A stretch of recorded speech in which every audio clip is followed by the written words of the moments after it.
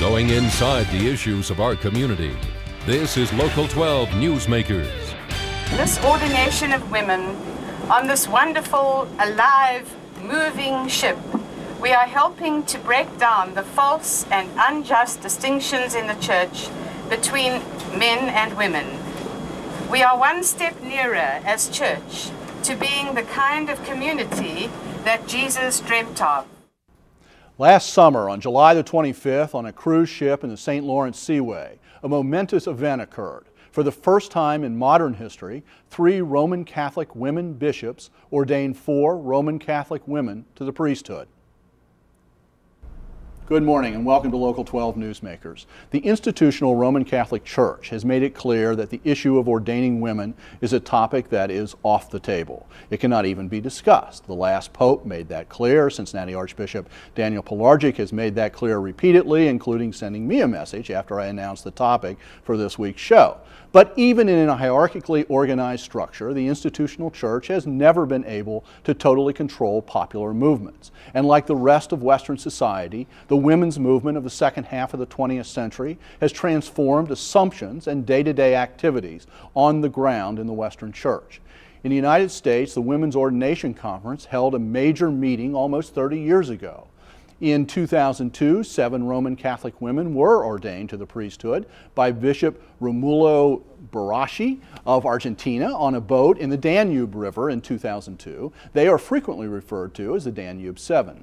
Bishop Barrett and several other bishops then ordained 3 women as bishops so that women's ordinations could continue if male bishops were in some way stopped. Last summer, those 3 bishops acted jointly to ordain 4 women priests and a number of women deacons in a ceremony on a boat in the St. Lawrence River, which is the video you will see at various points this morning. I am joined this morning by one of those women bishops. Patricia Friessen currently lives in Germany but grew up in South Africa. Bishop Friessen entered the Dominican order, earned a licentiate and a doctorate in theology in Rome, and taught in the National Seminary in Pretoria. She is joined this morning by Louise Akers, a Sister of Charity of Cincinnati. Louise and Ruth Steiner-Foote have brought the bishop to Cincinnati this weekend for a series of public programs and meetings.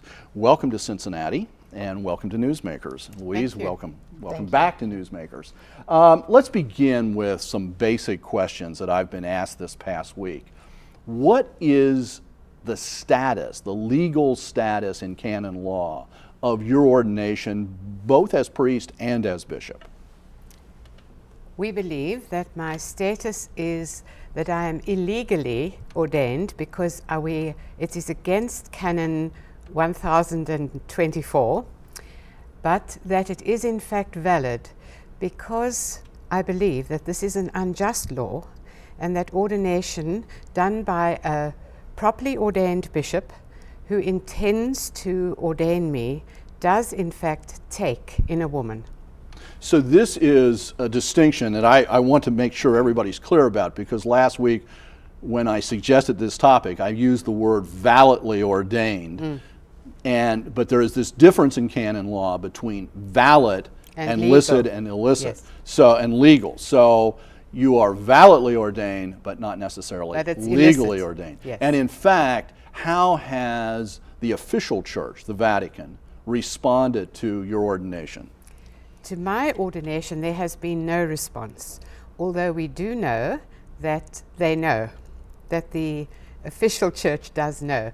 They did excommunicate the Danube Seven, and a very official-looking decree of excommunication signed by the then Cardinal Ratzinger and 16 other archbishops and cardinals.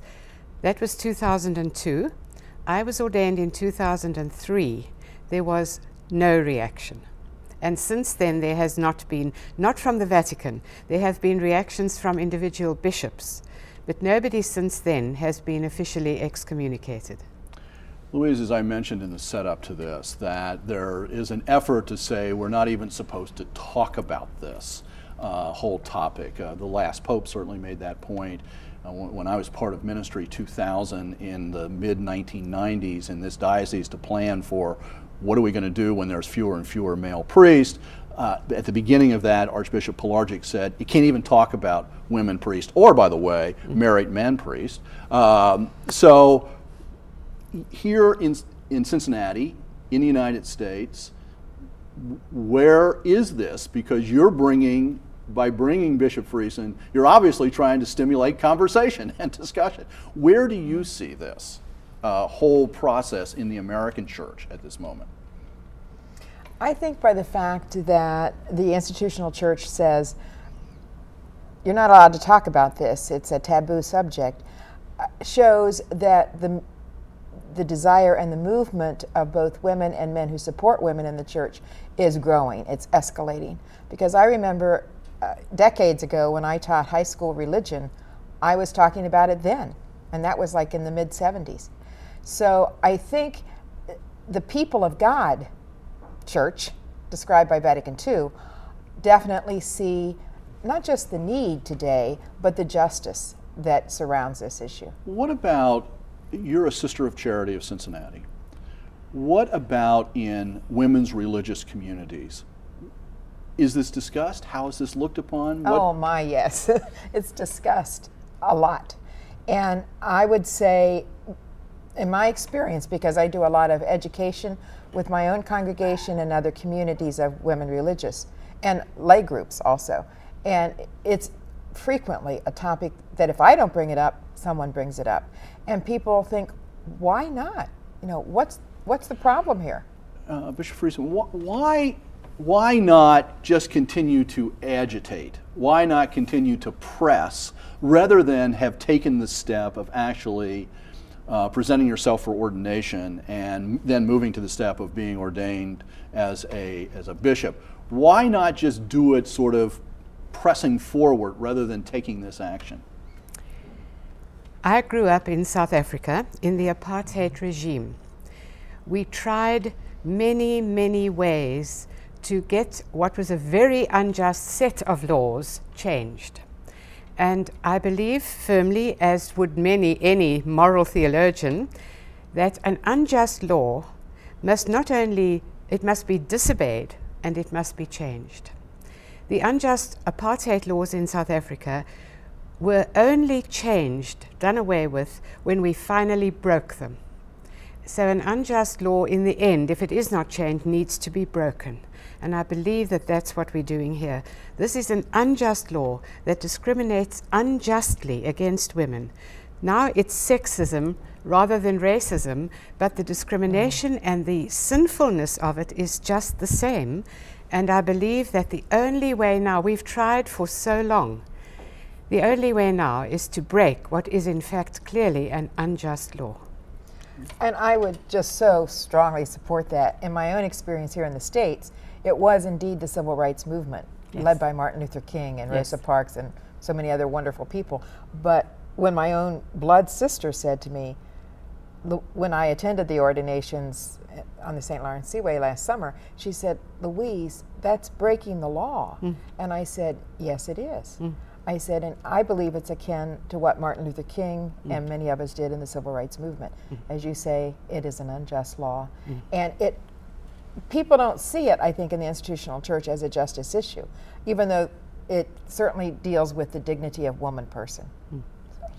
You know, there's an aspect of this too, and you've both hinted at this, and that is that just the experience of people in the church, ordinary people, and their experience of women in ministry changes the reality to a certain extent. Right now we're seeing, by the way, on the screen, some scenes from the ordination last summer on the St. Lawrence Seaway. In one part of that ceremony, people were presented, the candidates were presented, and one of those presentations I found to be very interesting and very powerful, and I'm not sure who this person is that's speaking, and maybe you can tell me afterwards. I think he's a priest from what he says, but I'd like to listen to that. If we could play that other piece from the presentation. I would like to present to you Jean Marie St. Ange, candidate for priesthood. Many years of Jean's ministry have been spent as a companion to those who are at the end of life. And they perceived in her the genuine compassion and care that prompted them to say, she's my chaplain, she's my priest. She was a midwife to them, birthing them to eternal life. People with AIDS, people without a voice. When she presided at weddings with me, people said to her, it's so good to have a woman's voice as part of this ceremony. Seems to me that that is the sort of statement coming from the bottom, not about canon law, but just he is putting into words what he's heard other people say about this particular woman and why she should be recognized, ordained as priest. I found that very powerful. There's a very good expression in it for that in Latin called the sensus fidelium, the sense of the people. And in many instances through church history, that has actually pushed the church in a certain direction. It happened at the Council of Ephesus, and that was 4th century. And now I believe that that is what is happening. There is a groundswell coming up from the people, from us, in the church, saying this law against women's ordination is wrong. We need to be inclusive in our ordination, and women should be ordained. A very practical question here. Once women have been ordained, and there's been a number of women who've been ordained over the last few years, what do they do? I mean, no regular bishop is going to assign them to be the pastor at a parish. No. What do they do? It varies a lot from one woman to the other, but several of the ones in the United States have already a growing community that gather for the celebration of Eucharist, and we have a very inclusive way of celebrating Eucharist. We do follow the rite of Eucharist, but we include people. We don't stand up here behind the altar with the people down there, even the way we sit. But several of them have a growing community. We all do baptisms, Eucharist. I'm amazed at how many people contact us in Germany about confession. I thought confession was more or less old-fashioned, but very many people want to confess to a woman. We also... men and women? Men and women. Very often men. I'm really surprised how many. Then, of course, we marry people. We preside at weddings, and here one can be licensed to do that, and we encourage our women who are ordained to get that license. We ordain, of course. That is one of the main reasons here. And although we do have the sacrament of the sick, which is a very big ministry for many of us, and funerals are not a sacrament, but we do that. This Jean Marie Ange Yes. obviously works in a hospital. I don't know the exact setting. Yes. What was the person who was speaking and presenting her? Is he a priest? Her husband. Her husband? He's a married priest. He's a married priest. Okay. That So gets it us just off. gets more Let's involved, right? Yes, and there are married priests. There's a married priest in this diocese, but let's not get off onto that at this moment. That's a whole nother topic. Yes, Louise. Dan, related to what Patricia just was saying, I envisioned this older sister, probably 30 years ago, who stood up at a meeting that we had with Archbishop Pilarczyk, and she said, I want you to hear what I do. And as I said, she was an older sister, and she talked about taking care of the dying and how she wasn't able at that time to hear someone's confession on their dying deathbed. And when she said to this one man, now after they went through all the ceremony, she says, now I'll call Father so-and-so. And he said, no, sister, I have received the sacrament from you. So even though it was, quote, unofficial, it was real to this man. Yes. Right. Yeah. Yes. What do you do? What is your day-to-day responsibility? My main one now is to be the coordinator for the program of preparation for priesthood for mostly women. We have 4 or 5 men in our program. How many women? Nearly 120, 115, and then 5 men. When I arrived to take this over in 2003, there were 7. There are now 120. Some in Europe, most in the United States, and then Canada. So many, is it from a view of where this movement's happening, you're saying that North America is one of the strongest areas for this? It's the strongest. United States is even the strongest. stronger than in Europe? Much stronger. What do you attribute that to? There's a different mentality. In Europe, I find that many women many people are far more programmed to listen to authority. They have a different approach to authority. Yes. Which is why the American church has never fit in. Yes. To the Catholic Church. Yes. We just are Yes. hard to organize, and that's a whole Yes. history. That's 250 years of Yes. history. So yes. There is a readiness, a greater readiness to obey in Europe.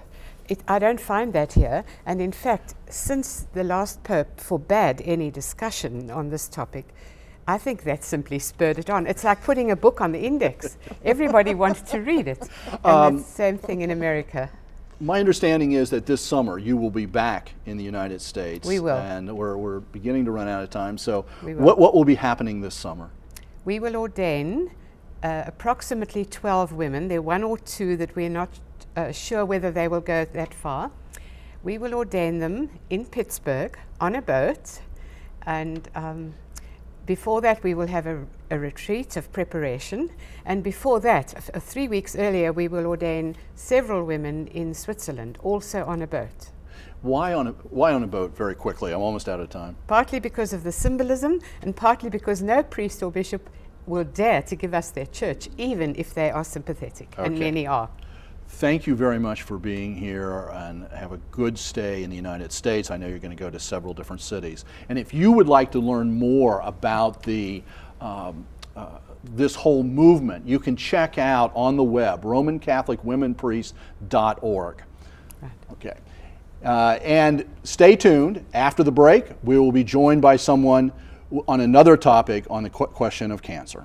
In your family, are you aware of anybody that's had prostate cancer? No. Okay. And any kind of cancers in your family predict?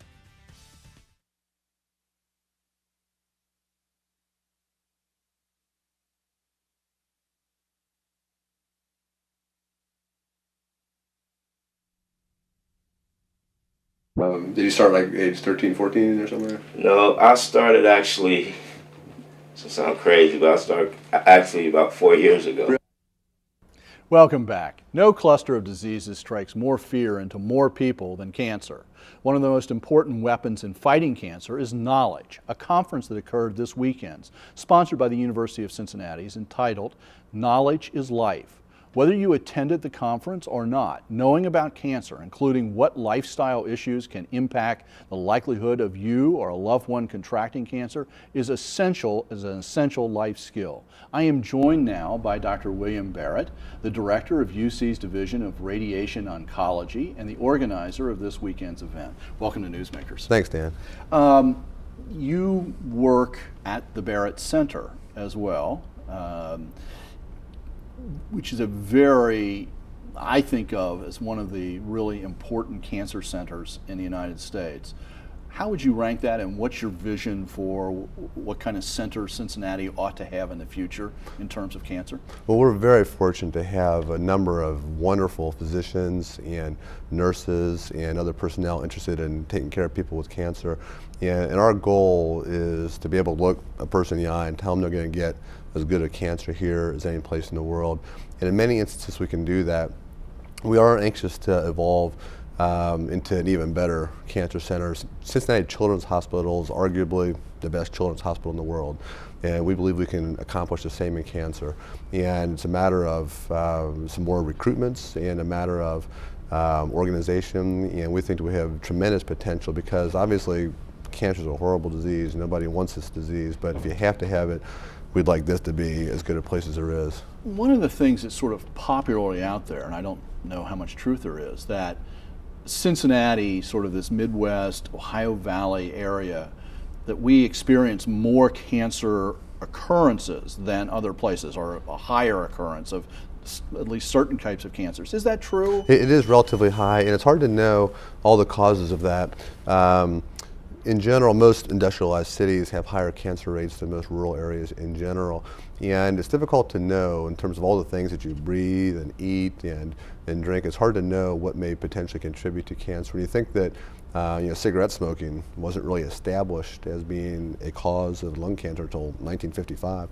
Presumably there are many things in the environment right now that in the future will be obvious carcinogens, and one of the areas of real focus at the university is trying to find that out. There's a project about to start where we're going to look at specific neighborhoods and try to determine what potential carcinogens are in those neighborhoods and try to get a better hold of why cancer incidence and mortality is unfortunately high around here.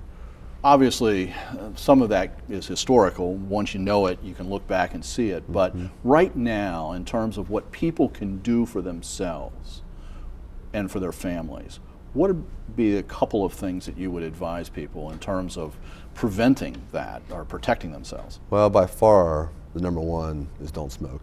It's remarkable that in Hamilton County, in this day and age, the 29% of Hamilton County residents are smokers, and smoking obviously contributes to lung cancer and other head and neck cancers and esophageal cancer and bladder cancer, as well as obviously a number of other ailments. And so not smoking is far and away number one. In your practice, you still see people coming in, let's say, with cancer, who, when you ask them, they say, "Yes, I've been smoking"? Yeah. I mean, quite. And is it they just didn't recognize it? They still don't know it, or they just thought it wouldn't happen to them? I think it's the latter. And obviously, tobacco is terribly addictive and very difficult to stop. We actually have a smoking cessation program at the university that has been very successful, and people that are motivated to try to stop smoking to get them to stop. And smoking prevention in the first place, though, is the key. And getting to teenagers before they start smoking is really the key. What about diet? Diet certainly is important, and high-fat diets in particular have been associated with higher rates of breast cancer and prostate cancer and colorectal cancer. And obesity in general is associated with a number of cancers. And so healthy lifestyle with as many fruits and vegetables as practical.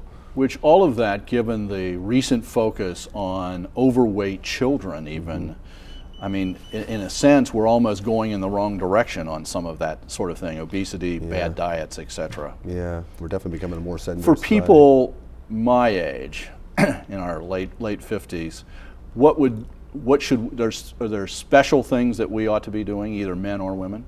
Well, as far as cancer prevention, certainly diet, exercise are important. As far as early detection of cancer, there are a number of screening recommendations, including men over the age of 50 are suggested to have a PSA level and a rectal examination to check their prostate on an annual basis. People over the age of 50 are recommended to have a colonoscopy every 5 years. Lung cancer early diagnosis, chest x-ray unfortunately is not sensitive enough to detect the disease in an early stage very often, and so actually at the university right now we're studying whether having periodic CAT scans is beneficial. So that becomes a question of weighing cost benefit against that, because that can be very expensive. That's right, and certainly of all cancer screening tools that are used, by far the most efficacious is Pap smear. In 1900, cervical cancer was the second leading cause of cancer death in the United States in women. Now it's number 11. And so Pap smears have made a huge difference. So there can be improvement over time. It's not a foregone conclusion that this just gets worse. That's right. I'm almost out of time, but the idea that research will end cancer, is that realistic? Well, the new head of the National Cancer Institute, Dr. von Eschenbach, has declared that he wants by the year 2015 that people will not be dying of cancer. Very ambitious, hopefully realistic. Well, thank you very much. Thank you for sponsoring the session this weekend. And I want people to know that if you want more information, check out the Health Alliance Cancer website and click on the link for the Community Cancer Resource Guide. I found it very interesting. We close this morning with a scene from the women's ordination last summer on St. Lawrence Seaway. Have a good week. We all know that there is a great shortage of male priests in the church today. The seminaries are empty, and often one priest has to take care of 5 or 6 parishes, and there is often a woman parish administrator.